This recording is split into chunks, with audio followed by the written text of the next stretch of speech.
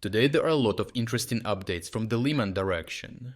Here the strategic battle for Liman is intensifying as Russian forces attempt to cross the Zherebets River and push westward to seize the town. But as they stretch their supply lines thin and expose infantry columns to relentless Ukrainian drone strikes, their offensive risks collapsing before it can break through. The Russian logistics in this section of the front are stretched thin as the Russian forces reach the east bank of the Nitrius River, over 30 kilometers away from their only logistics hub in Kreminna. Furthermore, Russian logistics are complicated by the difficulty of crossing the Zherebets River to support their assaults, allowing them to deploy only infantry-sized units without armored support. On the other hand, the Ukrainian forces maintain stable logistical support through the larger towns of Liman and Izium, which are much closer to the front. This allows Ukrainians to quickly deploy a larger quantity of supplies, ammunition, and reinforcements during Russian attacks.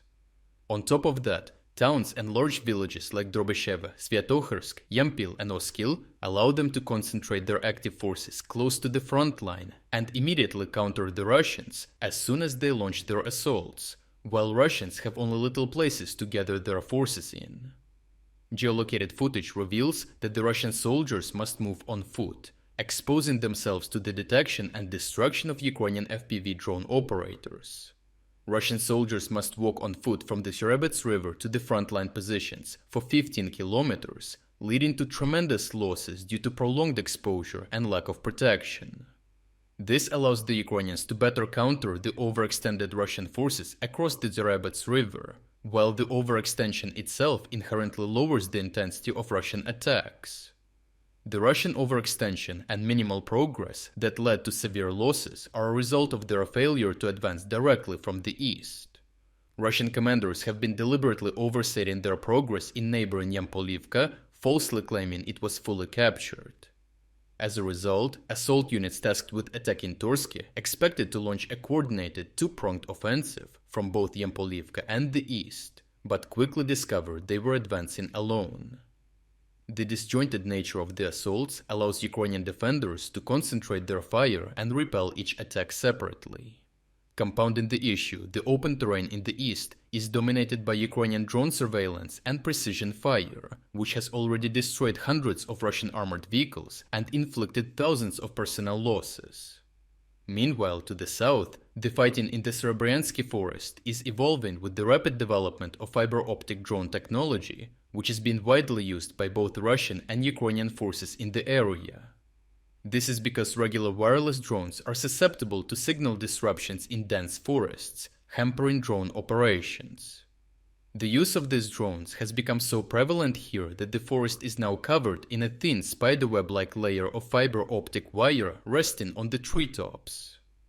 Combat footage from the area reveals how fiber optic drones allowed the Ukrainian drone operators to navigate through the thick forests without any signal disruptions and strike a group of Russian soldiers. The intensification of fiber optic drone strikes also led to the development of unusual countermeasures, such as soldiers from both sides using simple scissors to sabotage the drones by cutting the fiber optic wires, resulting in a loss of signal and the subsequent crash of the drones.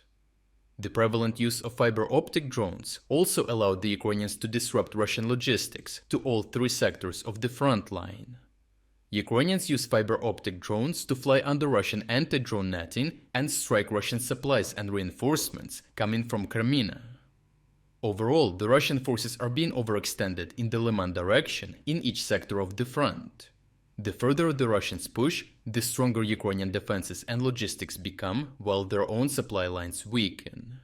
With Russian casualties already mounting due to extended supply roads and extensive fiber optic drone use by the Ukrainians, the Russian offensive effort here is once again reaching a stall.